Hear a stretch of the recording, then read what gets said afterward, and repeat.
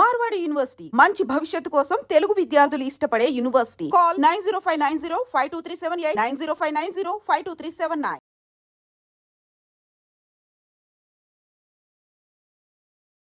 Welcome to I dream. ప్రభుత్వం తమతో శాంతి చర్చలు జరపాలంటూ మావోయిస్టు పార్టీ లేఖను 2 సార్లు కాదు 3 సార్లు రిలీజ్ చేసింది.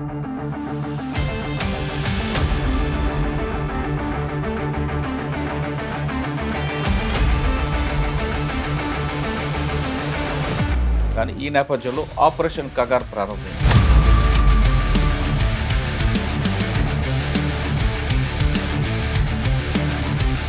ఈ సమస్య పరిష్కారం ప్రభుత్వం నిర్లక్ష్యం చేస్తుంది అనుకోవాలా, లేదు ఆపరేషన్ కగార్ని ఖచ్చితంగా కంప్లీట్ చేయాలి, 2026 మార్చి సరికెల్లా ఇష్యూని పురుషపడాలనుకుందా? ఆపరేషన్ కగార్ అనేది ఇప్పట్లోనైతే ఆగదండి. ఎందుకంటే వాళ్ళు ఒక లక్ష్యాన్ని నిర్దేశించుకున్నారు. అదే గతంలో కూడా ఆపరేషన్ డీకే అని ఆపరేషన్ అభూజపడం కొంచెం జరిగాయి. అయితే మావోయిస్టు పార్టీకి ఇటువంటి నిర్బంధాలు కొత్త కూడా కాదు. కాకపోతే అప్పుడు ప్రభుత్వం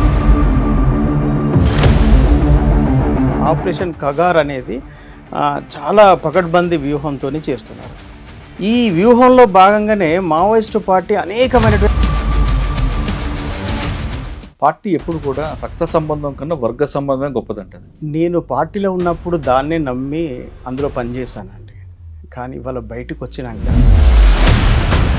ఎందుకంటే నేను ఈ సమాజంలో భాగమై ఉన్నాను, ఈ సమాజం యొక్క కట్టుబాట్లకు నేను కట్టుబడి ఉన్నాను. నేను ముందు మనకు జన్మనిచ్చిన తల్లిదండ్రులు కాదని జనాల్లో మన తల్లిదండ్రులను చూసుకొని ఆనందపడతాం, వాళ్ళే మన తల్లిదండ్రులు చెప్తారు. కానీ మనకు జన్మనిచ్చిన తల్లిదండ్రులు ఏమైపోయినా పర్వాలేదా? 18 సంవత్సరాల క్రితమే నేను సరెండర్ అయ్యాను. 18 సంవత్సరాల పూర్వము నేను వర్గ సంబంధమే గొప్పదని నేను అనుకున్నాను. కానీ అప్పుడప్పుడు ఒకవైపు వర్గ సంబంధమే గొప్పది అని అనుకుంటూ సాయుధ పోరాటంలో భాగం అవుతూనే నా రక్త సంబంధికుల గురించి నేను ఆలోచన చేయడము, వాళ్ళ గురించి తప్పించడం కూడా జరిగింది. మావోయిస్ట్ పార్టీ వదిలిపెట్టి వచ్చిన తర్వాత ఇప్పుడు నాకేమనిపిస్తుంది అంటే, రక్త సంబంధం కంటే గొప్ప సంబంధం ఏది లేదని మాత్రం నేను అనుకుంటున్నాను. ఏ మావోయిస్టు అయినా తనకు ఎక్కడో ఒక దగ్గర తన తల్లి గురించి అది లేకుండా ఉన్నాడు అంటే ఇక దాని నిర్వచనం మనం చెప్పలేము. మనం దాన్ని అన్న ఒక్కసారి మీరు అడవులో ఉన్నారు కదా దాదాపు 18 సంవత్సరాలు, ఎలా ఉంటుందన్న జీవనం అసలు? అలా చాలా కష్టమైన జీవితం అన్నది. లేచిన దగ్గర నుంచి మళ్ళీ పడుకునేంత వరకు నీకు ప్రజలకు ఉన్నట్టుగా నీకు ఒక షెల్టర్ ఉండదు, నీకు ఒక దారి ఉండదు, ఒక దగ్గర భోజనం ఉండదు, ఒక నీళ్లు కూడా దొరకవండి. అసలు సుఖం అంటూ ఉండదండి. ఆ జీవితంలో సుఖమైన నిద్ర ఉండదు, ఏముండదు. చాలా వెల్కమ్ టు ఐ డ్రీమ్. ప్రభుత్వం తమతో శాంతి చర్చలు జరపాలంటూ మావోయిస్టు పార్టీ లేఖను 2 సార్లు కాదు 3 సార్లు రిలీజ్ చేసింది. మొదటిసారి తెలుగులో విడుదల చేసిన లేఖకి వెంటనే రెస్పాండ్ అవుతూ ఇది వ్యూహంలో భాగంగా కాదు, ఖచ్చితంగా శాంతి చర్చ సిద్ధంగా ఉన్నట్టు పార్టీ మరోసారి లేఖను విడుదల చేసింది. దాని మీద పౌర హక్కుల సంఘాలు కూడా ఖచ్చితంగా ప్రభుత్వంతో చర్చలు జరపాలి, ప్రభుత్వం ముందుకు రావాలి, శాంతి చర్చలకు ముందు రావాలంటూ 2 రాష్ట్రాల్లోన పౌర హక్కుల నాయకులందరూ కూడా సమావేశపడుతున్నారు. కానీ ఈ నేపథ్యంలో ఆపరేషన్ కగార్ ప్రారంభమైంది. దాదాపు కర్రీగుట్టకి 5,000 మంది పోలీసులు చుట్టుముట్టి డ్రోన్ ద్వారా, హెలికాప్టర్ల ద్వారా ఆపరేషన్ ప్రారంభించారు. ఒకవైపు ఆపరేషన్ ప్రారంభమవుతుంటే మరోవైపు శాంతి చర్చలు రండి అంటూ పౌర హక్కు నేతలు విజ్ఞప్తి చేస్తున్నారు. పార్టీ కూడా అదేవిధంగా కోరుతుంది. ఇంతకాలం అజ్ఞాతులు ఉన్న తక్కెడపల్లి వాసుదేవరావు అలియాస్ ఆషన్న అలియాస్ శేషన్ గారు కూడా ఒక మీడియాతో మాట్లాడుతూ ప్రభుత్వం కనీసం 1 నెల రోజులైనా శాంతి చర్చలకు అవకాశం ఇవ్వాలి, కాల్పుల విరమణకు ఇవ్వాలంటూ ఆషన్న గారు కూడా ఒక విజ్ఞప్తి చేశారు. ఈ నేపథ్యంలో ఏం జరుగుతుంది, కరిగట్లపై ఎలా జరుగుతుంది, ఒకవేళ శాంతి చర్చలకు వస్తే ఇటువంటి చర్చల ద్వారా ఆ సమస్యకు పరిష్కారం దొరుకుతుందా, లేదా వ్యూహంలో భాగంగానే ఇది ఒక పార్టీ ఒక లేఖను విడుదల చేసిందా, ప్రభుత్వం దానికి ముందుకు వస్తుందా లేదా, అంటే కేవలం కేంద్ర ఛత్తీస్గఢ్ ప్రభుత్వం కాకుండా జార్ఖండ్, తెలంగాణ ప్రభుత్వాలు కూడా ముందుకు వస్తాయా, అసలు సెంట్రల్ గవర్నమెంట్ ఈ ఇష్యూకి ఫుల్ స్టాప్ పెడుతుందా లేదా అని అంశాలపై మనతో మాట్లాడడానికి మాజీ మావోయిస్ట్ టెక్ మధు గారు ప్రస్తుతం మనతో ఉన్నారు. ఆయన అడిగి చాలా క్లారిటీగా తెలుసుకుందాం. సార్ నమస్తే అన్న. నమస్తే అన్న. అన్న, శాంతి చర్చలు జరగాలంటూ పార్టీ ఫస్ట్ తెలుగులో తర్వాత హిందీలో లేఖలు విడుదల చేసింది. దానికి మద్దతుగా పౌర హక్కు నేతలు కూడా సమావేశం ఏర్పాటు చేయడం, చనిపోయిన ఆపరేషన్ కగార్ ఆఫ్ చేయండి, లేదంటే చాలా ప్రాణ నష్టం జరుగుతుంది, వాళ్ళ ఆదివాసులు కాలు చనిపోతారు, ఆదివాసులతో పాటు మావోయిస్టులు కూడా చనిపోతారు, వాళ్ళు కూడా మన దేశ పౌరులే కాబట్టి అని విజ్ఞప్తి చేస్తూ వస్తున్నారు. పార్టీ కూడా మరొకసారి లేఖను విడుదల చేస్తూ ఈ అంశంపై ఒకసారి ఆలోచించాలంటున్నారు. కానీ ప్రభుత్వం ఇవన్నీ వినే స్థితిలో కనిపించట్లేదు. ఆపరేషన్ కగార్ ప్రారంభమైంది. ఆ కర్రికోటలతో పాటు మిగతా అన్ని ప్రాంతాలు కూడా కోంబింగ్ చేస్తుంది, డ్రోన్లు, హెలికాప్టర్లు చేస్తుంది. ఈ సమస్య పరిష్కారం ప్రభుత్వం నిర్లక్ష్యం చేస్తుంది అనుకోవాలా? లేదు ఆపరేషన్ కగార్ని ఖచ్చితంగా కంప్లీట్ చేయాలి, 2026 మార్చి సరికల్లా ఈ ఇష్యూని పులి స్టాప్ పెట్టాలనుకుంటుందా? లేదు చర్చల ద్వారా దీనికి ఒకవైపు మార్గం చూస్తూ మరోవైపు కోంబింగ్ చేస్తుందా? మీకున్న అనాలిసిస్ ప్రకారం ఏమనుకుంటున్నారు? ఇక్కడ నా ఆలోచన ప్రకారం ఏముందంటే ఆపరేషన్ కగార్ అనేది ఇప్పట్లోనైతే ఆగదండి అది.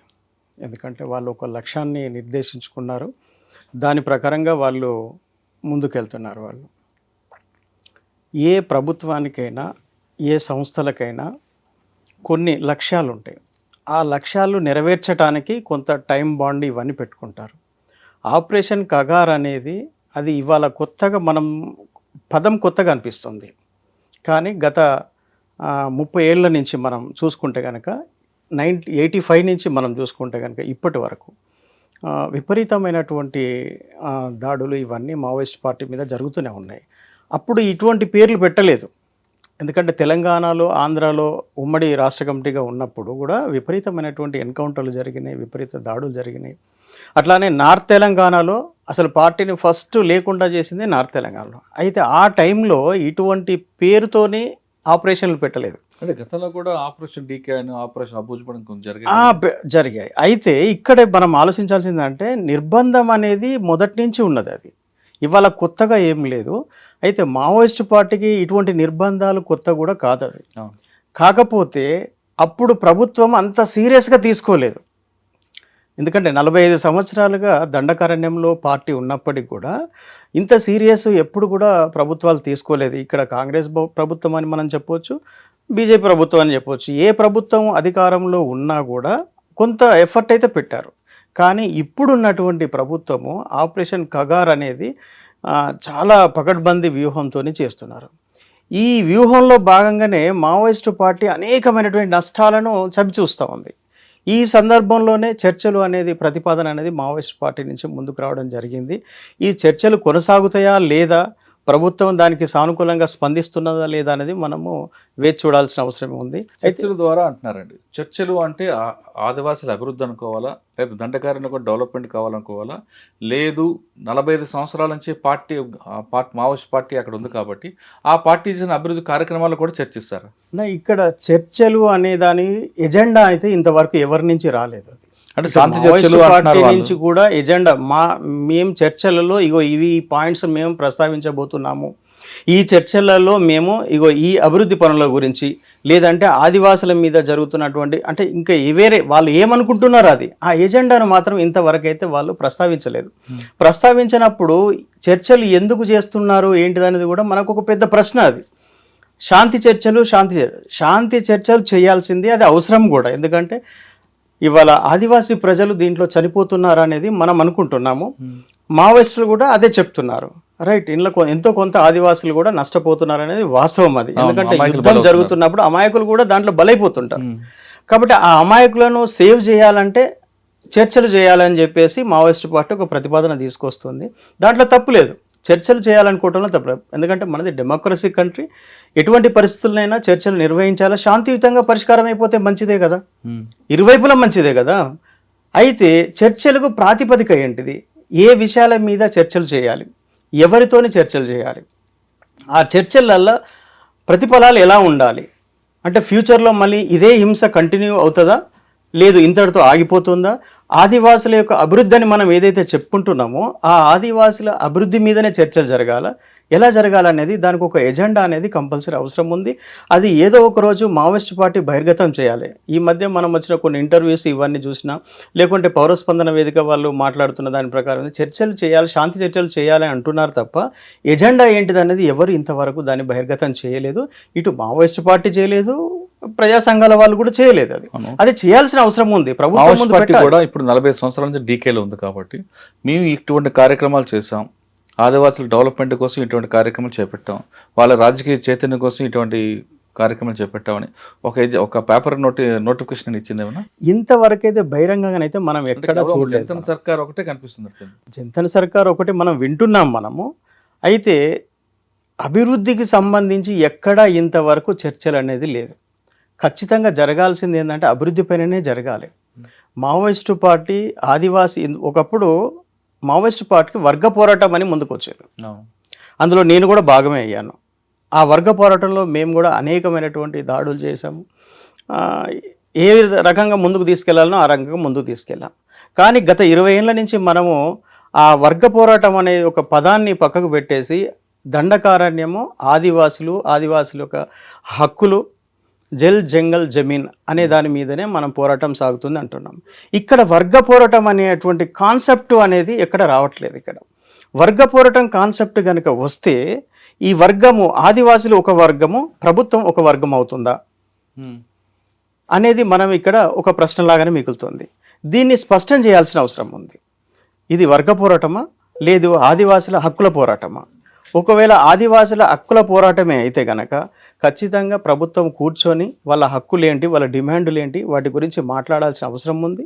అక్కడ శాంతి స్థాపించాలి అంటే కూడా అభివృద్ధి మీద శాంతిని స్థాపించడం అనేది అదొక కీలకమైన అంశం. దాని మీద చర్చ చేయాల్సి ఉంది. మీరు వర్గ పోరాటం మాట్లాడారు కాబట్టి ఇక్కడ ఒక ప్రశ్న అడుగుతా. పార్టీ ఎప్పుడు కూడా రక్త సంబంధం కన్నా వర్గ సంబంధమే గొప్పదంటది. మీరేమంటారు? మీరు పార్టీలో చాలా కాలం వచ్చారు కాబట్టి. నేను పార్టీలో ఉన్నప్పుడు దాన్నే నమ్మి అందులో పనిచేశానండి.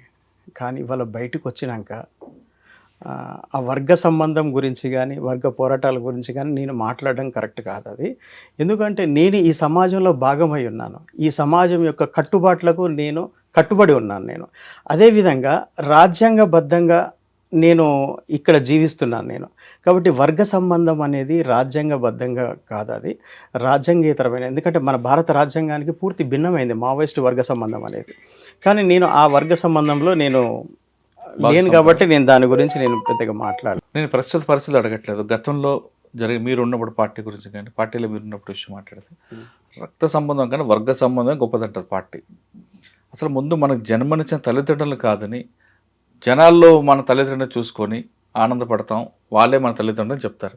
కానీ మనకు జన్మనిచ్చిన తల్లిదండ్రులు ఏమైపోయినా పర్వాలేదా?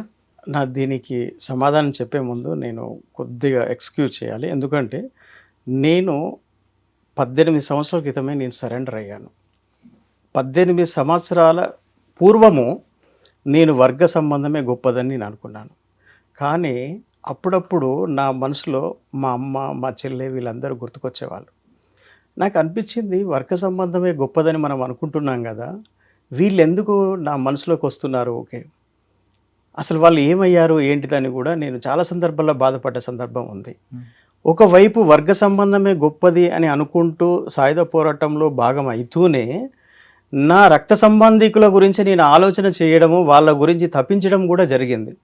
అంటే నాకు ఇప్పుడు ఈ 18 అంటే నేను మావోయిస్ట్ పార్టీ వదిలిపెట్టి వచ్చిన తర్వాత ఇప్పుడు నాకేమనిపిస్తుంది అంటే రక్త సంబంధం కంటే గొప్ప సంబంధం ఏది లేదని మాత్రం నేను అనుకుంటున్నాను. ఏ మావోయిస్టు అయినా తనకు ఎక్కడో ఒక దగ్గర తన తల్లి గురించో, తన సోదరి గురించో, తన తండ్రి గురించో, ఇంకా తన స్నేహితుల గురించో కొంత ఉంటుంది. అది లేకుండా ఉన్నాడు అంటే ఇక దాని నిర్వచనం మనం చెప్పలేము మనం దానికి. అయితే ఒకటి ఏంటంటే నేను చాలా బలంగా నమ్ముతున్నాను, వర్గ సంబంధం కంటే కూడా రక్త సంబంధం గొప్పది అని నమ్ముతున్నాను. అంత మీలాంటి వాళ్ళు చాలామంది ఉంటారు, కానీ ఆ కట్టుబాట్ల కోసం అందులో రాలేక ఆ మనసును చంపుకొని ఉంటున్నారు అనుకోవాలా? డెఫినెట్ కొంతమంది అయితే ఉన్నారండి అలా కరడు కట్టినటువంటి కమ్యూనిస్టులుగా కొంతమంది ఉన్నారు. అయితే ఎక్కువ మందికి తమ బంధుప్రీతి మాత్రం లేదని మనం చెప్పలేం మనం. ఎందుకంటే ఇవాళ సరెండర్ అయిన వాళ్ళందరూ కూడా కొన్ని వేల మంది సరెండర్ అయ్యారు. ఒకప్పుడు వీళ్ళు కూడా మావోయిస్టులుగా ఉన్నటువంటి వాళ్ళే, ఈ సిద్ధాంతాన్ని బలంగా నమ్మినటువంటి వాళ్ళే. కానీ ఇవాళ వాళ్ళు బయటకు వచ్చినాక వాళ్ళు రక్త సంబంధికులతోనే కలిసి ఉంటున్నారు. ఇప్పుడు మీకు పార్టీకి సపోర్ట్ చేస్తున్న ఫ్రంట్ ఆర్గనైజేషన్ చాలా ఉంటాయి, పౌరక నేతలు కానీ ఇంకో వేరే వాళ్ళందరూ వర్గ సంబంధం కాకుండా రక్త సంబంధంగా వాల్యూ ఇస్తారు కదా, మరి మీరెందుకు? అన్న ఇక్కడ విషయం ఒకటి ఆలోచించాలి. ఈ మధ్య చాలామంది మావోయిస్టులు చనిపోయారు. వాళ్ళ బంధువుల దగ్గరికే వారి యొక్క పార్థివ దేహాన్ని తీసుకొచ్చారు. ఏ పద్ధతిలో దాన్ని ఖననం చేశారని వర్గ సంబంధికులే చేశారు దాన్ని. ఈ మధ్య ఒక సహోదరి చనిపోతే అవును, రేణుకక్క. వాళ్ళ కుటుంబ సభ్యులు కదా, వాళ్ళు ఏ పాశంతోని వాళ్ళు ఏ అటాచ్మెంట్తోని వాళ్ళు తీసుకొచ్చేసి వాళ్ళు పార్థివ దేహాన్ని ఖననం చేశారు. వాళ్ళు రక్త సంబంధమే కదా. అంటే దీని అర్థం ఏంటి? ఇవాళ 40 ఏళ్ల కింద వదిలిపెట్టినటువంటి ఒక కొడుకు గురించి ఒక తల్లి ఆవేదన పడుతుందంటే ఏ సంబంధం అన్న ఇది? రక్త సంబంధం అది. రక్త దాన్ని ఎవరు ఆపలేరు కదా. దీన్ని ఎవరు కాదనలేని సత్యం ఇది. ఎక్కడో ఒక దగ్గర మనకి గుచ్చుతుంది కదా అది. కానీ ఇప్పుడు నేను అనేది ఏంటంటే వర్గ సంబంధం కంటే కూడా రక్త సంబంధం చాలా గొప్పదన్న. మన కోసం తప్పించే వాళ్ళు మన తోబుట్టువులు, మన రక్త సంబంధికులు, వీళ్ళు ఉంటారు. కాబట్టి ఇవాళ మావోయిస్టులు అందరూ కూడా దాన్ని గుర్తుపెట్టుకోవాలి. నీ పోరాటం వల్ల, నువ్వు దూరం అవ్వడం వల్ల కూడా నీ కుటుంబం ఎంత క్షోభిస్తుందో కూడా ఆలోచన చేయాల్సిన అవసరం ఉంది. అది ఆ ఆప్యాయత లేకపోతే నీవు చేసే పోరాటానికి కూడా అర్థం లేదని నేను చెప్తాను. నేను పార్టీ గురించి మాట్లాడుతుంటే ఇప్పుడు మీరు అన్నట్లుగా వాళ్ళ త్యాగాలు మాత్రం ఎవ్వరూ కాదంటారు. మనం ఇక్కడ విలాసాలుగా ఉంటాం, వాళ్ళు ఎండనక వాననక వర్షం అనక అన్నీ అడివే వాళ్ళకి. అర్ధరాత్రి అపరాత్రి లేకుండా నిత్యంగా కంటి నిండా నిద్రకోవడం రోజులు ఉంటాయి, తాగడానికి నీళ్ళు ఉండవు. అక్కడ ఉన్న వాళ్ళందరూ కూడా ఎన్ని కష్టాలు ఉన్నాయి, మనం వయసు రీత్యా వచ్చే కష్టాలతో పాటు రకరకాల కష్టాలు ఉంటాయి. ఆ త్యాగం ఎవరి కోసం అంటే ప్రజల కోసం అంటారు. కానీ ఆ ప్రజలు దూరం అవుతున్నప్పుడు ఎందుకు త్యాగం చేయాలంట? మీరు అన్నది నిజమేనన్న. త్యాగం అనేది చాలా గొప్పది. ఎందుకంటే మనము ఎంతోమందికి సహాయం చేస్తాం, కానీ ఒక సాటి వ్యక్తి కోసం ప్రాణం ఇవ్వడం అనేది అంతకంటే గొప్ప త్యాగం ఏం లేదు. అది గొప్ప త్యాగం, దాన్ని ఎవరు మనం కాదనలేరు. అనేక మంది సహోదరులు నా వెంట ఉండి చనిపోయిన వాళ్ళు చాలామంది ఉన్నారు. వాళ్ళు గుర్తుకొచ్చినప్పుడల్లా నాకు బాధ అనిపిస్తుంది. ఈరోజు కూడా ఎంతోమంది నాకు తెలిసిన వాళ్ళు చనిపోతున్నారు అక్కడ, బాధగానే ఉంటుంది. కానీ ఈ త్యాగము మీరు అన్నట్టుగా వృధా అవుతుంది ఇప్పుడు. ఎందుకంటే ఆ లక్ష్యాన్ని చేరుకోనప్పుడు వృధా అవుతుంది. ఇవాళ ఈ దేశంలో కమ్యూనిజం వస్తుంది గ్యారంటీ అనుకున్నప్పుడు ఆ త్యాగము చేయాలన్న తప్పదు. ఈ దేశం కోసం దీర్ఘకాల యుద్ధం అనేది, ఈ దీర్ఘకాల యుద్ధంలో త్యాగాలనే పునాది మీద మనం వెళ్తుంటే ఎప్పుడు లక్ష్యానికి వెళ్తాం?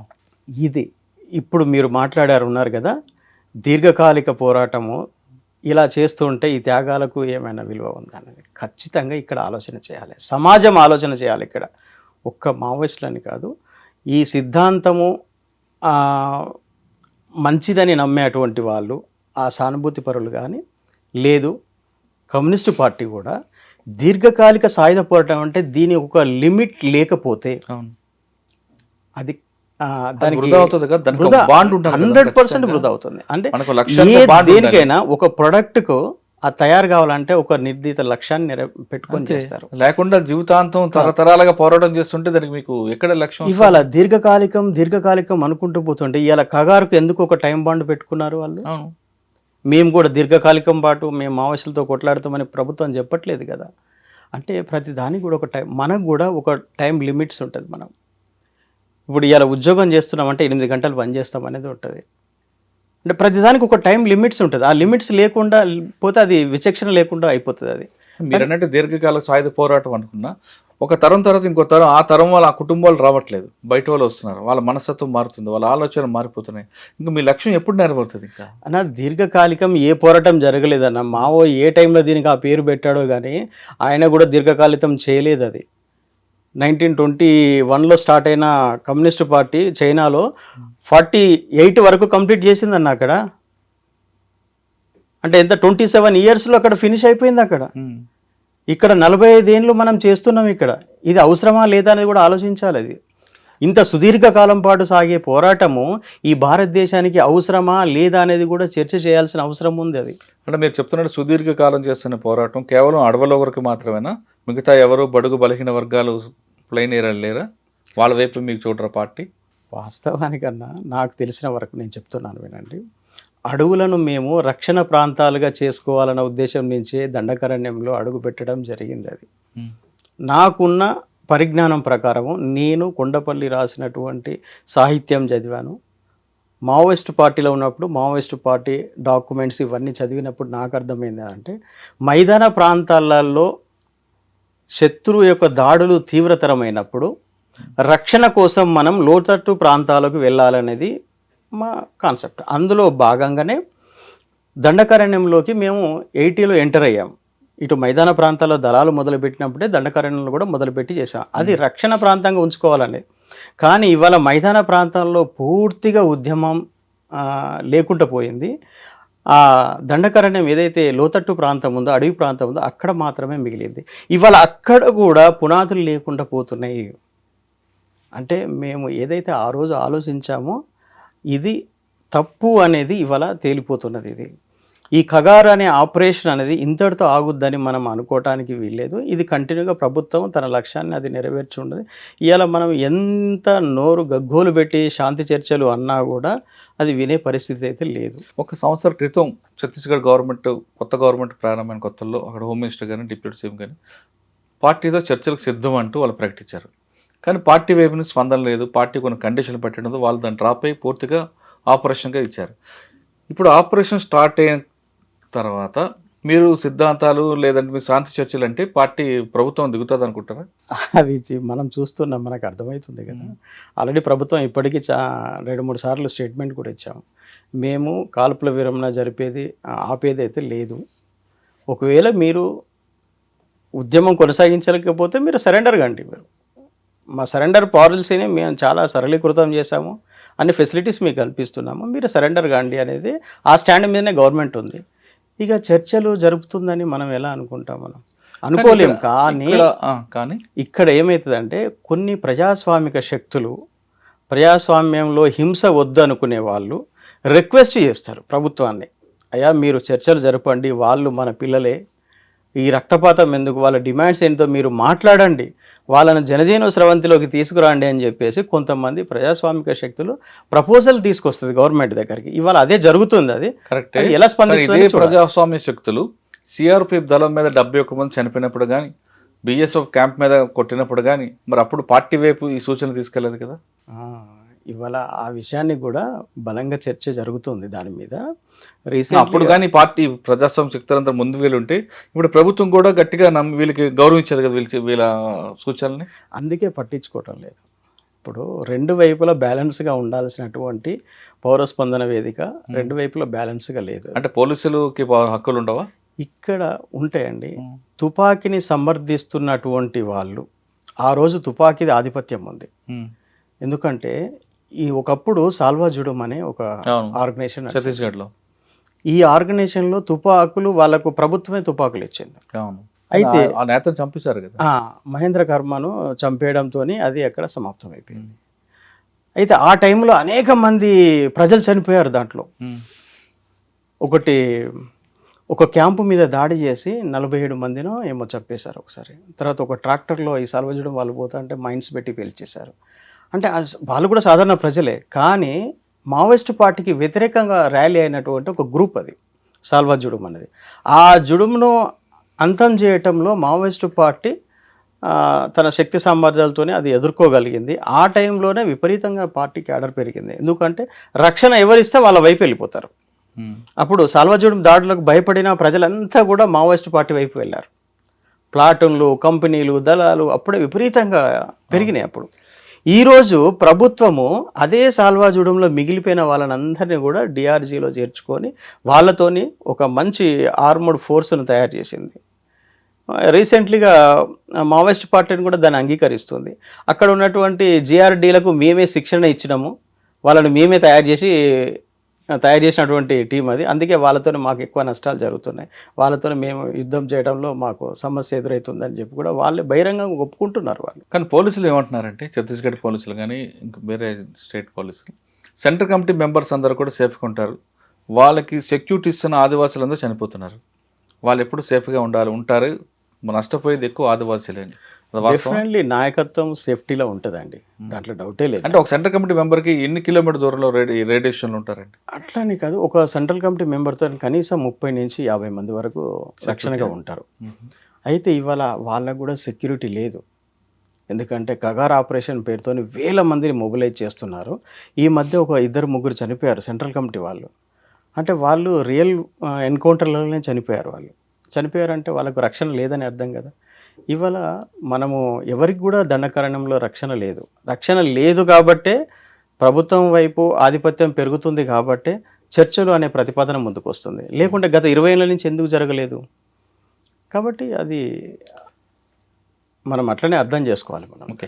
ఇప్పుడు చర్చలు విషయం కాసేపు పక్కన పెడితే తక్కెడపల్లి వాసుదేవరావు గారు ఆయన ఎప్పుడో అలిపిరి తర్వాత అజ్ఞాతంలోకి వెళ్ళిపోయారు. ఆయన అలిపిరితో లాస్ట్ ఆయన అలిపిరి తర్వాత మరికడే కనిపించట్లేదు ఆయన. అటువంటి తక్కెడపల్లి వాసుదేవరావు గారు ఇటీవల కాలంలో ఒక ప్రెస్ మీట్ ఒక మీడియాతో మాట్లాడారు. చర్చలు జరపాల్సిందే అని ఆయన మాట్లాడిన మాటలు మీరు వినే ఉంటారు. ఆ మాటల్లో అర్థం, ఆ భావం ఏమనిపిస్తుంది మీకు? నేను కూడా ఆ ఇంటర్వ్యూ విన్నాను అది. అందులో చాలా స్పష్టంగా క్లియర్గా అర్థమవుతున్నది అంటే పార్టీ తీవ్రమైనటువంటి నష్టాలలో ఉన్నది. ఇవాళ పార్టీని కాపాడుకోవటానికి శాంతి చర్చలు కనీసం 1 నెల రోజులు జరిపినా మేము కొంచెం బ్రీతింగ్ తీసుకుంటాం అనే ఒక ఆలోచనతో మాట్లాడినట్టుగా నాకు అర్థమవుతుంది.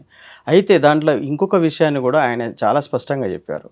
ఒకవేళ మాకు అవకాశం ఇవ్వకపోతే ఇలాగే ఉద్యమం చేస్తాం, చివరి వరకు మేము పోరాడతామని కూడా ఆయన స్పష్టం చేయడం జరిగింది ఇలా. అయితే వాళ్ళకు ఇప్పుడు ఇంతకు ముందు కంటే కూడా ఇప్పుడు చాలా బలహీనపడ్డారనేది ఆయన మాటల్లోనే మనకు అర్థమవుతుంది. అది ఇవాళ ఆయన మంచి నాయకుడు, గట్టిగానే మంచి ఫైటర్, బాగుంది. ఆయనకి ఎప్పుడైనా కలిసారా? అనేక సందర్భాల్లో మేము నల్లమలలో ఉన్నప్పుడు చాలాసార్లు కలిసాము, ఆయనతో మాట్లాడాము. చాలా స్ట్రాంగ్ లీడర్, దాంట్లో డౌటే లేదు. ఇవాళ ఆయన వాయిస్లో ఆ స్ట్రెంగ్త్ కనపడట్లేదు. మావోయిస్ట్ పార్టీ స్ట్రెంగ్త్ కూడా వయసు పెరిగింది కదా. వయసు పెరిగింది ఒకటి, కానీ పార్టీ యొక్క భావజాలం ఏదైతే ఉందో అది అంత ప్రజెంటేషన్ అంత స్ట్రాంగ్గా లేదు, ఒకటి చాలా వీక్గా ఉన్నట్టు అనిపిస్తుంది. దీన్ని బట్టి ఇంకొకటి ఏంటంటే అక్కడ ఎటువంటి నిరాయుధంగా వచ్చి మాట్లాడినట్టు మనకు అనిపిస్తుంది ఆ వీడియో చూస్తే మనం.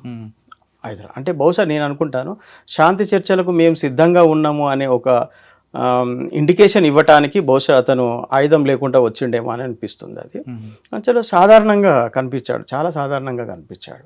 అయితే ఇది ఇంకొకటి కూడా రిప్రజెంట్ చేస్తుంది, అంటే మావోయిస్ట్ పార్టీ బలహీనపడ్డదని కూడా క్లారిటీగా అర్థమవుతుంది దాంట్లో. సేమ్ టైము వాళ్ళు శాంతి చర్చలకు మేము సిద్ధంగా ఉన్నామని చెప్పే ఇండికేషన్ కూడా ఇస్తుంది. 2 ఇండికేషన్లు అట్లా మనం గమనించవచ్చు. కాకపోతే ఇంతకు ముందు ఉన్నంత స్ట్రాంగ్ మాత్రం లేదు. అది ఆయన వాయిస్లో కూడా చాలా స్పష్టంగా అర్థమవుతుంది. అంటే 18 సంవత్సరాల క్రితం ఉన్న పార్టీకి ఇప్పటికి చాలా తేడా వచ్చింది. కానీ ఒకటి మాత్రం వాస్తవం, ప్రభుత్వం ఏవైనా అనుకోండి, పోలీసులు ఏమైనా అనుకోండి, కానీ అటువంటి డెడికేషన్ ఉన్న నాయకులు మాత్రం ఇప్పుడున్న కాలంలో లేరు. పార్టీల అజ్ఞాతంలో ఎవరైనా తక్కెడపల్లి వాసుదేవరావు అవ్వచ్చు, తర్వాత గణపతి గారు కానీ, మల్లోజుల వేణుగోపాల్ కానీ, లేదంటే బసవరాజు, వీళ్ళందరూ కూడా సిద్ధాంతం ఏదేమోనండి, కానీ ఆ నమ్మకం, ఆ డెడికేషన్ ఉంటారు. కరప్షన్గా ఉండదు వాళ్ళ దగ్గర, విలాసాలు ఉండవు, సౌకర్యం చూసుకోరు, ఎంతసేపు ప్రజలు ప్రజలు ప్రజలు. అయితే వారు ఎంచుకున్న లైన్ ఎప్పుడుదో లైన్ని అదే కంటిన్యూ అవ్వబట్టి పార్టీ ప్రజలకు దూరం అవుతుంది. అటువంటి డెడికేటెడ్గా, అంత నీతిగా, నిజాయితీగా, నిబద్ధతగా ఉన్న నాయకులు ఇప్పుడు మన సొసైటీకి అవసరం. వాళ్ళు బయటకు వచ్చి ప్రజాస్వామ్యబద్ధంగా పోరాటం చేసి గెలిచి అదే నిబద్ధతతో ముందుకెళ్తే ప్రజలు హర్షిస్తారు కదా. వాళ్ళకి మీరు చెప్పింది అబ్సల్యూట్ కరెక్ట్ అండి. అవసరం ఉంది కదండి ఇప్పుడు మనకి. వాళ్ళు గొప్ప నాయకులే, నేను కాదనట్లేదు. కార్పొరేటర్ ఏం విలాసాలు కొంటున్నాడు, అటువంటి వాళ్ళు వస్తే వాళ్ళు అజ్ఞాతంలో ఉండి అనేకమైనటువంటి కష్ట నష్టాలను వాళ్ళు భరిస్తూ ఆ కమిట్మెంట్తోనే ఉన్నారు. ఆ రకంగా వాళ్ళు ప్రజల కోసము వాళ్ళ జీవితాలు త్యాగం చేయడానికి ఆడ ఉన్నారు కాబట్టి వాళ్ళు చాలా గొప్ప నాయకులు. అందులో దళ సభ్యుడి నుంచి కేంద్ర కమిటీ నాయకుని వరకు వాళ్ళు గొప్ప వాళ్ళే. కానీ ఆ సిద్ధాంతము ఫలించినప్పుడు వాళ్ళ త్యాగాలు అన్ని వృధా అయిపోతుంది. పంద మార్చుకోవచ్చు కదా. మీరు అన్నట్లుగా పందాను మార్చుకుంటే మాత్రం వాళ్ళు గొప్ప నాయకులుగా స్థిరపడిపోతారు. ప్రజలు వాళ్ళని హర్షిస్తారు కదా. వాళ్ళ సిద్ధాంతం వేరు, వాళ్ళ లైన్ వేరు ఉంటుంది, వాళ్ళకి విలాసాలు ఉండవు, కరప్షన్ ఉండదు. కాబట్టి నిజమే మీరు అన్నది, నాకు చాలా హ్యాపీగా అనిపిస్తుంది మీరు ఇట్లా మాట్లాడటము. వాళ్ళకు ఈ మెసేజ్ వెళ్ళాలి. వాళ్ళకు ఒకవేళ వాళ్ళు ఈ ప్రజాస్వామిక వ్యవస్థలోకి వాళ్ళు వచ్చి ఒక రాజ్యాంగబద్ధంగా గనక వాళ్ళు ప్రజల పక్షాన్ని నిలబడి కనుక పని చేయగలిగితే నిజంగా వాళ్ళు ప్రజలకు గొప్ప సేవ చేస్తారు, దాంట్లో డౌటే లేదు వాళ్ళకు. ఇప్పుడు గాజర్ల రవి, గాజర్ల అశోక్, అందరు వాళ్ళని ఇంకొక ఆయన చనిపోయారు, ఒక ఆయన అజ్ఞాతంలో, ఒక ఆయన బయటకు వచ్చాడు. అశోక్ బయటకు వచ్చి ఒక పార్టీలో ఉండి ప్రజల సేవ చేస్తున్నారు. ఆయన కరెక్ట్ చాలా డెడికేట్గా పనిచేస్తున్నాడు ఆయన. అదేవిధంగా అజ్ఞాతంలో ఉన్న వాళ్ళ అన్న కూడా రావచ్చు కదా, గాజర్ల రవి రావచ్చు, డెఫినెట్లీ రావాలి వాళ్ళు కూడా. ఎందుకంటే వ్యక్తులుగా వచ్చి మేమేం చేయలేమండి. వ్యక్తులుగా ఇప్పుడు గాజర్ల అశోక్ కానీ ఇంకెవరైనా కూడా వ్యక్తులుగా వచ్చి బయట మామూలు జీవితాన్ని గడుపుతున్నారు. నేను కూడా వచ్చి మామూలుగా జీవితాన్ని గడుపుతున్నాను. కానీ ఒక పార్టీ పరంగా ఒక లీగలైజ్ అవుతే గనక ఈ దేశానికి గొప్ప సేవ చేసే వాళ్ళలో వాళ్ళు కూడా ఉంటారు. వాళ్ళు నాకున్న సమాచారం ప్రకారం ప్రజలు కూడా అటువంటి వాళ్ళని కోరుకుంటున్నారు. ఎస్ అవును, ఇవాళ వాళ్ళు కమిట్మెంట్ ఉంటుంది వాళ్ళు. మిగతా పొలిటీషియన్స్ అంతా కార్పొరేటర్గా సర్పంచ్కి వచ్చిన వ్యక్తి కూడా ఫార్చ్యూనర్ కార్లో విల్లాలో తిరుగుతుంటాడు. కానీ వాళ్ళ త్యాగాలకే వాళ్ళు కేరా పెట్టరేస్ వాళ్ళు. కాబట్టి వాళ్ళు ఖచ్చితంగా మీరు అన్నట్టుగా ఆ నాయకత్వం కనుక ఈ జనజీవన సవంతిలో గనుక వచ్చేసి మంచి పొలిటీషియన్గా గనక ఇక్కడ ఉండగలిగితే గనక ఈ దేశానికి గొప్ప నాయకులుగా ఉండిపోతారు వాళ్ళు. వాళ్ళంత కమిట్మెంట్తో ఉన్నటువంటి వాళ్ళు. ఎందుకంటే మేము ఎప్పుడో 18 ఏళ్ల క్రితం వచ్చాం మేము, కానీ వాళ్ళు ఇంకా దాంట్లో కొనసాగుతున్నారు. అంటే ప్రజల కోసం ఏదో చేయాలనే నిస్వార్థమైనటువంటి త్యాగం ఉంది వాళ్ళలో. అటువంటి నాయకులు బయటికి రావాలి. మీరు అన్నట్టుగా వాళ్ళు బయటికి వచ్చి గనక ఈ అంటే రాజ్యాంగబద్ధంగా మన దేశానికి రాజ్యాంగం ఉంది ఇక్కడ. ఈ రాజ్యాంగబద్ధంగా మీరు పనిచేసి పార్లమెంట్లో మీ వాయిస్ను వినిపించి ప్రజలకు ఏ రకంగా చేస్తే ఈ దేశం అభివృద్ధి అవుతుంది, ప్రజలు అభివృద్ధి అవుతారు అనే విషయాన్ని మీరు చేయగలుగుతారు. గెలిచి ఆ విలాసాలకి దానికి దూరకుంటే మిగతా వాళ్ళు పొలిటీషియన్ అందరికీ ఆయన రోల్ మోడల్ అవుతాడు. ఎస్ ఎగ్జాక్ట్లీ అవుతారు, డెఫినెట్లీ అవుతారు దాంట్లో. కానీ వాళ్ళు ఆ పని చేయట్లేదు. ఎందుకంటే వాళ్ళు తుపాకీ గొట్టం ద్వారానే రాజ్యాధికారం వస్తుందని నమ్ముతున్నారు. కాబట్టి ఈ రాజ్యాంగబద్ధమైనటువంటి ఈ ఈ చదరంగంలోకి వాళ్ళు రావట్లేదు. కానీ మీరు అన్నట్టుగా ఎంతకాలం సుదీర్ఘకాలం అంటే దానికి అంతం లేని సుదీర్ఘకాలంలో వాళ్ళ త్యాగాలు వృధా అయిపోతున్నాయి. రైట్, మీరు చెప్పింది కరెక్ట్ అన్న. ఇప్పటికైనా కూడా మావోయిస్ట్ పార్టీ ఆలోచించి పార్టీని లీగలైజ్ చేయడమా, లేదు కొంతవరకైనా కూడా మీరు ప్రజాస్వామ్యంలోకి వచ్చేసి మీరు ఒక ప్రాంతాన్ని ఎన్నుకోండి. ఒక ప్రాంతాన్ని ఎన్నుకొని ఆ ప్రాంతంలో ఎమ్మెల్యే మీరే కాండి, ఎంపీ మీరే కాండి, అక్కడ ఉన్న సర్పంచ్ కాండి, ఎవరైనా సరే, అంటే స్థానిక సంస్థల్లో మీరుండేసి ప్రభుత్వం నుంచి వస్తున్న నిధుల్ని ఖచ్చితంగా అక్కడ అమలు చేయించగలిగితే కనుక ఆ ప్రాంతం అభివృద్ధి అవుతుంది. ప్రజలు మిమ్మల్నే కోరుకుంటారు. అరే ఏ ఐడెంటిటీ లేనటువంటి ఆ కేజ్రీవాల్ లాంటి వాళ్ళు ఢిల్లీలో 10 ఏళ్ళు పరిపాలన కొనసాగించారు.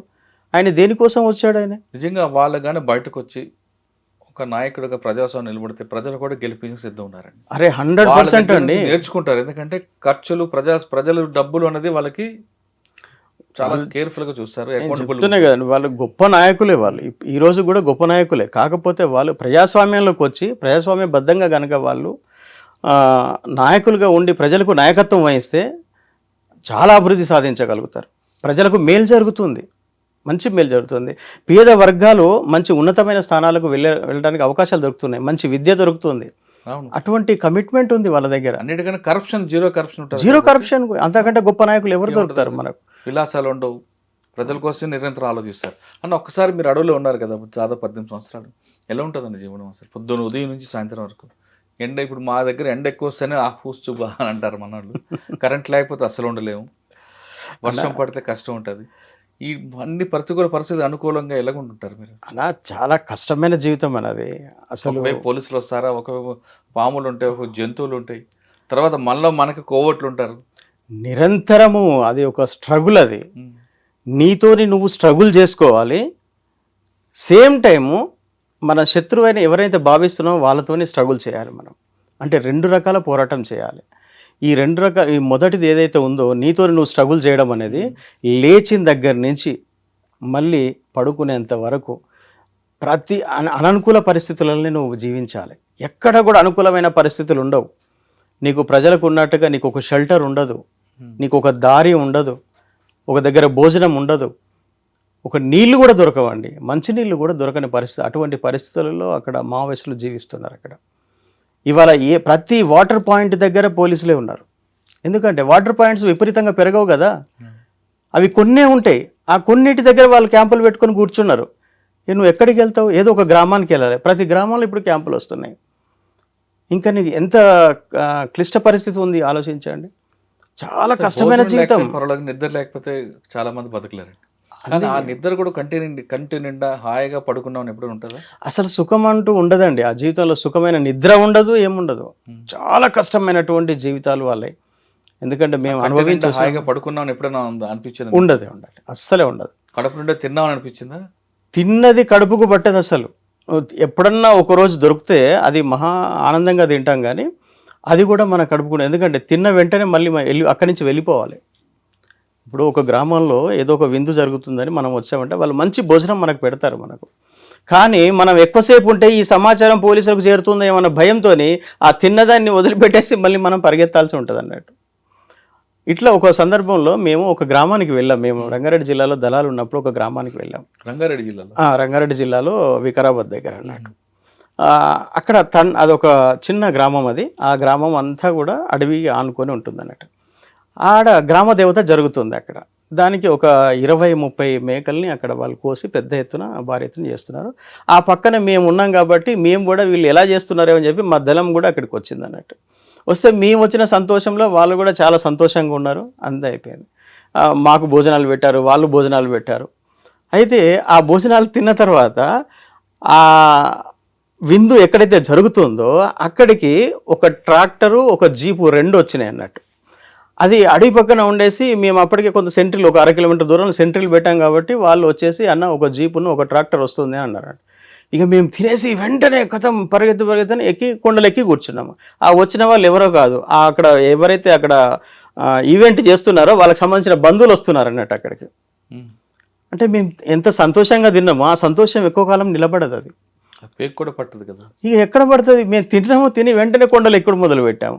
అంటే ఎంత ఆందోళన ఉంటుంది చూడండి, అది సంతోషం ఒక క్షణం పాటు కూడా ఉండదు అన్నట్టు. అంటే అట్లా ఈ రోజు కూడా ఉన్నటువంటి మావోయిస్టుల జీవితాలు కూడా కాల్పులు జరగగానే వెంటనే మీరందరూ రిట్రీట్ అవుతారు, ఒక కాషన్ వస్తుంది, అంటే తల దుక్కు పరిగెడతారు, అంతేనా? అంటే ఇంతకు ముందు అలాగే ఉండేది, ఎందుకంటే అప్పుడు మాకు మిలిటరీకి సంబంధించిన పరిజ్ఞానం కానీ, మిలిటరీకి సంబంధించిన ట్రైనింగ్ కానీ ఇవన్నీ లేని పరిస్థితుల్లో అలాగే పరిగెత్తి ఉండేది. ఇప్పుడు అలా పరిగెడితే వెంటనే చనిపోతారు. ఎందుకంటే ఇప్పుడు అది పోలీసుకు కూడా అది అర్థమైపోయింది, వీళ్ళకు ట్రైనింగ్ లేదు, మనం ఫైర్ చేస్తే ఎలా పడితే అలా పోతున్నారు, మనం రౌండప్ చేసి వీళ్ళని సింగిల్గా కొట్టవచ్చు అనేది అర్థమైంది అన్నట్టు. అర్థమైన తర్వాత ఏమైందంటే ఆ సింగిల్ ఎక్కడ దొరికితే అక్కడ కొట్టేయడం చేశారు. తర్వాత మేము కూడా ఏంటంటే కొంత ట్రైనింగ్ తీసుకొని ఎనిమి ఎటువైపు ఉన్నాడు, ఎటువైపు నుంచి ఫైరింగ్ జరుగుతుంది, మనం ఎటువైపు వెళ్ళాలి, అట్లా ఆలోచించుకొని వెళ్ళడం అనేది ఇప్పుడు జరుగుతుంది. సాధారణంగా ఫైర్ ఓపెన్ అయిన తర్వాత ఆ సౌండ్ బట్టి మీరు క్యాలిక్యులేట్ చేస్తారు, డెఫినెట్లీ రైటా, లెఫ్టా, ఈస్టా, వెస్టా. కానీ పోలీసులు కూడా మిమ్మల్ని మిస్యూజ్ చేయడానికి, మిమ్మల్ని కన్ఫ్యూజ్ చేయడానికి ఒకవైపు ఫైర్ ఓపెన్ చేస్తారు, ఒక స్టోన్ కొడతారు, స్టోన్ సౌండ్ ఇటు వస్తుంది కానీ వాళ్ళ వెపన్ ఇటువైపు ఉంటుంది. అది యుద్ధతంత్రం అండి, దాంట్లో మీరు ఎలా క్యాలిక్యులేట్ చేస్తారు? అవును, దానికి కంపల్సరీ ఎనిమి అదే సిస్టాన్ని ఫాలో అవుతాడు, మావోయిస్టులు కూడా అదే సిస్టాన్ని ఫాలో అవుతారు. అదృష్టం ఉన్నవాడు బయటికి వెళ్తాడు, అదృష్టం లేనివాడు అక్కడ దెబ్బతింటాడు, అంతే. కానీ గ్రామాల్లో కొంతమంది పోలీసులు ఏం చేస్తారంటే గ్రామాల్లో కాపలా కాసి ఎక్కడ పొగ వస్తుందో ఆ పొగ ప్రకారం అక్కడ ఉన్నారని భావిస్తారు, పార్టీ ఉందని. మరి పొగ లేకుండా మీరు ఎలా వంటలు చేస్తారు? ఇక్కడ పొగ అనేది అది చాలా సమస్యనే అది. ఇప్పుడు ఒకప్పుడు నేను రంగారెడ్డి జిల్లాలో చెప్తున్నాను, నేను ఈ సమస్య వచ్చినప్పుడు మేము ఏం చేసేవాళ్ళం అంటే ఇంతకుముందు గ్రామాల నుంచి తెచ్చుకునేవాళ్ళం. ఆ తెచ్చే సప్లై ఆగిపోయిన తర్వాత ఇక లోపల వండుకుందామంటే ఈ పొగ సమస్య మాకు బాగా వచ్చింది. ఎందుకంటే ఇప్పుడు రంగారెడ్డి జిల్లాలో వచ్చేసి పెద్ద పెద్ద అడవులు ఉండవు, చాలా చిట్ట అడవులు ఉంటాయి అక్కడ.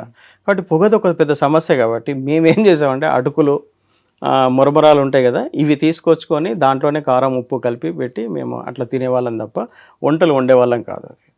ఇవాటికి కూడా బహుశా ఆదివాసీ భూమిలో గోత్ తీసి ఎక్కడ తవ్వినా నువ్వు పొగ అయితే వస్తుంది అన్న. పైన తడి బట్ట పెడితే పొగ రాదంటారు. ఎందుకు రాదు? ఎక్కడ పోతుంది అది? అంటే పెద్ద ఎత్తున రాదేమో కానీ వస్తుంది, ఎక్కడ తప్పకుండా. సాధారణంగా పొద్దున్న లెగ్గానే టీ తాగుతాం అనే రోజుల్లో టీ కూడా దొరకని పరిస్థితులు మీరు ఎలా ఉండేవారు అక్కడ? ఇక దానికి అదే చెప్తున్నా, గెరిల్లా జీవితం అంటే చాలా కష్టంతో కూడుకున్నది. అది అంత ఈజీ జీవితం కాదు అది. ఎవరు కూడా చాలా అక్కడ పోతే హీరోయిజం ఉంటుంది, తుపాకీ పట్టుకొని తిరుగుతాం మనము, అన్ని మన కంట్రోల్లో ఉంటాయి. నీ కంట్రోల్లో ఏది ఉండదండి. ప్రతి క్షణము చాలా అలర్ట్గా ఉండాల్సి ఉంటుంది. చాలా కష్టం. సెక్షన్లో ఒక దగ్గర పారిపోతున్నారు అనుకోండి, మీ కిట్టు మీరే తీసుకెళ్ళాలి, మీ వెపన్ మీరే క్యారీ చేయాలి, రైట్? ఒకసారి కిట్టు కూడా వదిలి పారిపోతాం, మనకు కొత్త కిట్ ఏర్పడడానికి ఎన్ని రోజులు పడుతుంది? ఓ 4 రోజులు పడుతుంది. అంత ఈజీగా రాదు, ఎందుకంటే ఎక్కడో డంపులలో ఉంటే తొందరగా వస్తుంది. డంపులలో లేకపోతే బయట నుంచి తెప్పించేయడమో, లేదంటే క్లాత్ తీసుకొచ్చుకొని మేమే స్టిచ్చింగ్ చేసుకోవడమో ఇవన్నీ చేస్తూ ఉంటాం. సాధారణంగా డంప్ ఉందనుకోండి, ఆ డంప్కి ఎలా గుర్తుపడతారు? అవి కోడ్స్ ఉంటాయండి. అది డంపు చూసి మేము డంపు పెట్టుకునేటప్పుడే జాగ్రత్తగా అది మళ్ళీ గుర్తుపట్టుకునే విధంగా పెడతాం. కొన్ని డంపులు మిస్ అయిపోతాయి, ఎందుకంటే మేము పెట్టినప్పుడు గడ్డి ఉండదు, మళ్ళీ మేము తీద్దామని వెళ్ళేసరికి అక్కడ విపరీతంగా గడ్డి చెట్లు ఇవన్నీ మొలుస్తాయి. అటువంటిప్పుడు దాన్ని ఐడెంటిఫై చేయలేము. అట్లా చాలా డంపులు అడవులలో ఉండిపోయినాయి. అవి అచ్చా. కొన్ని డబ్బులు పెట్టిన డంపులు కానీ, కొన్ని ఇట్లాంటి ఆయుధాలు పెట్టిన డంపులు కూడా అట్లా పోయిన సందర్భాలు ఉన్నాయి. సాధారణంగా మీరు కాంట్రాక్ట్ డబ్బులు వస్తాయి. కాంట్రాక్ట్ నుంచి డబ్బులు చాలామంది విలాస ఖర్చు పెడతారు కొంతమంది అయితే. కానీ మావోయిస్ట్ పార్టీలో మాత్రం ఎవరు వ్యక్తిగతంగా రూపాయి కూడా ఖర్చు పెట్టరు. ఎందుకండి అది సంపాదించి దేనికోసం మరి కలెక్షన్ చేసి? అది ఉద్యమం కోసం కదా. అది వ్యక్తిగతమైన అంటే వ్యక్తిగత జీవితం ఉండదండి మావోయిస్టులకు. అందుకే నేను మావోయిస్టు జీవితము గొప్పదనేది అందుకోసం అన్నట్టు. వాళ్ళకు వ్యక్తిగత జీవితం ఉండదు. కానీ ప్రతి అకౌంటబిలిటీ ఉంటుందట కదా. 100% ఉంటుంది. 100% నీకు ₹1 ఛాయ్ తాగినా కూడా అకౌంట్లో రాస్తారు బయటికి వెళ్తే కనుక. ఎవరండి అంత దీన్ని చేస్తారు ఇప్పుడు? అందుకే ఇప్పటిదాకా మీరు అన్నారు కూడా వాళ్ళు బయటికి వస్తే మంచి సేవలు అందిస్తారనేది. నేను కూడా అదే నమ్ముతాను అన్నట్టు. నిజంగా మావోయిస్టులు కనుక బయటకు వచ్చి సాధారణ జీవితం గడుపుతూ కనుక ఈ మంచి ఒక పొలిటికల్గా కనుక నాయకులుగా ఉండగలిగితే ఈ దేశ ప్రజలకు మంచి నాయకత్వం ఉన్నట్టే లెక్క. అది సార్ ఫైనల్గా చెప్పండి, ఒకవేళ ప్రభుత్వం కానీ చర్చలకి నో అంటే పార్టీ వైపు నుంచి యాక్షన్ ఏ విధంగా ఉండబోతుంది? ఏముండదండి, పార్టీ అంతా మరి ఇప్పుడు ఉన్నటువంటి ఇంత సమూహాలుగా ఉండకుండా దాన్ని విడగొట్టేస్తుంది. అంతేనా, లేదా లీగలైజ్ చేస్తుందా? లీగలైజ్ చేయడానికి పార్టీ ఇష్టపడుతుందో లేదో దాని ఆలోచన ఎలా ఉందో కానీ 71లో కొండపల్లి సీతారాం గారు లీగలైజ్ చేశారు కదా. ఆయన చేసినప్పుడు పార్టీ ఇంత ఇదిగా లేదు. బహుశా ఇప్పుడు 2 రకాలుగా మనం ఆలోచించవచ్చు. ఒకటి, పార్టీ లీగలైజ్ అవ్వటానికి కూడా అవకాశాలు లేకపోలేదు, అవుతుంది. కానీ పార్టీ అంతటి సహోపేతమైన నిర్ణయం తీసుకుంటుందా? అది పెద్ద సాహసం. అది చేయడం అంటే మామూలు విషయం కాదు. అది అంటే లీగలైజ్ చేయడం అంటే చాలా పెద్ద సాహసము. మావోయిస్ట్ పార్టీ అది జరిగితే నష్టం ఏంటి, చేస్తే ఒక లాభం ఏంటి?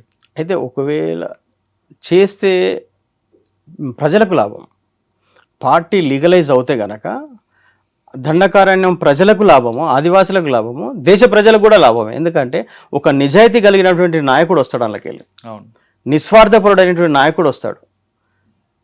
అది నష్టం జరుగుతుంది. రాకపోతే ప్రజలకు లాభం జరుగుతుంది, పార్టీకి అంటారా? అంత సాహసం చేసి నిర్ణయం తీసుకుంటున్నారు. ఇవాళ ప్రజలు కొంతమంది వాళ్ళని నమ్ముకొని ప్రాణత్యాగం చేసినటువంటి వాళ్ళు, ఆ సిద్ధాంతాన్ని నమ్మిపోయిన వాళ్ళు ఉంటారు కదా. మమ్మల్ని అంటే మీ లక్ష్యాన్ని తప్పుదోవలో పట్టించి అనవసరమైన త్యాగాలు చేపించారు మా చేత, మా పిల్లలు అందులో పోయి చనిపోయారు, ఇంత లీగలైజ్ చేసేటట్టు ఉంటే మా పిల్లలు ఎందుకు చనిపోవాలి దాంట్లో, మీరు ఇవాళ మీ స్వార్థం కోసం వచ్చారని చెప్పేసి ఇవి ఒక నింద కూడా వస్తుంది పార్టీ మీద. కాబట్టి ఎదుర్కోవాలి కదా పార్టీ దాన్ని. అది అందుకే ఇది చాలా క్లిష్టమైన పరిస్థితి. ఇది ఇప్పుడు చావ బ్రతుక ఈ రెండింటి మీద నిర్ణయం తీసుకోవాల్సిన అవసరం ఉంది. ఇవాళ నిజంగా ప్రజలకు నాయకత్వం వహించాలి అని అనుకుంటే కనుక మావోయిస్ట్ పార్టీ అక్కడ ఉండి చనిపోవడం కంటే కూడా బయటికి వచ్చేసి ఒక పార్టీని ఎస్టాబ్లిష్ చేసి, అంటే లీగల్ పార్టీని ఎస్టాబ్లిష్ చేసి రాజ్యాంగబద్ధంగా ప్రజల్లోకి రావడము, గొప్ప నాయకత్వాన్ని ఈ దేశ ప్రజలకు అందివ్వడం అనేది దాని ముందున్న ఒక కర్తవ్యం. లేదంటారా అలాగే ఉండి యుద్ధం చేయడం అనేది ఒకటి. ఎందుకంటే వర్గ పోరాటమే అనుకుంటే వర్గ పోరాటం యుద్ధం ద్వారానే క్లోజ్ అవుతుంది. అది ఇక యుద్ధం లేకుండా అది దానికి సమాప్తం అంటూ ఉండదు. శాంతియుత పరిష్కారం అనేది ఉండదు. మావోయిస్ట్ సిద్ధాంతం కూడా శాంతియుతంగా పరిష్కారం కాదు. అది రక్త సంబంధం కన్నా వర్గ సంబంధం గొప్పదంటున్న మావోయిస్ట్ పార్టీ, కానీ గతం అది నినాదం. కానీ ప్రస్తుతం వర్గ సంబంధం కన్నా రక్త సంబంధం గొప్పదంటున్నారు మధు గారు. ఆయన చెప్తున్నట్టుగా పార్టీలో దినదిన గండం దీర్ఘాయుష్మం. ఏ ప్రజల కోసమైతే మనం కష్టపడి ఎండనక వాననక ఉంటారో వాళ్ళు చేసిన త్యాగం మరోలేంది. వాళ్ళ నీతికి, నిజాయితీకి, నిబద్ధతకి నిలూటితంగా ఉన్న వాళ్ళు ఖచ్చితంగా ప్రజల్లోకి వచ్చి పోరాటం చేసి ప్రజాస్వామ్యబద్ధం గెలిస్తే ఆ ప్రజలు మాత్రం ఎప్పటికీ మన ప్రజాస్వామ్యం డెవలప్మెంట్ అవుతుంది. అటువంటి నాయకులు రావాల్సిన అవసరం ఎంతైనా ఉంది. ఎందుకంటే ఇప్పుడున్న రాజకీయ నాయకులు చిన్న వ్యక్తి దగ్గర నుండి పెద్ద వ్యక్తి వరకు ప్రజల డబ్బులతోనే వాళ్ళు విలాసాలు చేస్తున్నారు. కాబట్టి మావోయిస్ట్ పార్టీకి సంబంధించిన నాయకులు ప్రజాస్వామ్యబద్ధంగా ప్రజల్లోకి వస్తే ఆ ఖర్చు మిగులుతుంది, మనకి అకౌంటబిలిటీ దొరుకుతుంది, వాళ్ళు ముందు ప్రణాళికబద్ధంగా వెళ్తారు. కాబట్టి ప్రజలకు మంచే జరుగుతుందని మధు గారు చెప్తున్నారు. ఖచ్చితంగా పార్టీ ఇప్పటికైనా ఒక నిర్ణయం తీసుకొని లీగలైజ్ చేస్తారా లేదు ప్రజాస్వామ్యబద్ధంగా చేస్తారా అనేది పార్టీ నిర్ణయం మీద ఆధారపడి ఉంటుంది. ఇది శాంతి చర్చలు ఆపరేషన్ కాగారపై టెక్ మధు గారితో ఎక్స్క్లూజివ్ ఇంటర్వ్యూ. వచ్చే వారం మరో విషయంలో మళ్ళీ కలుద్దాం. అంతవరకు నమస్తే. Thank you very much.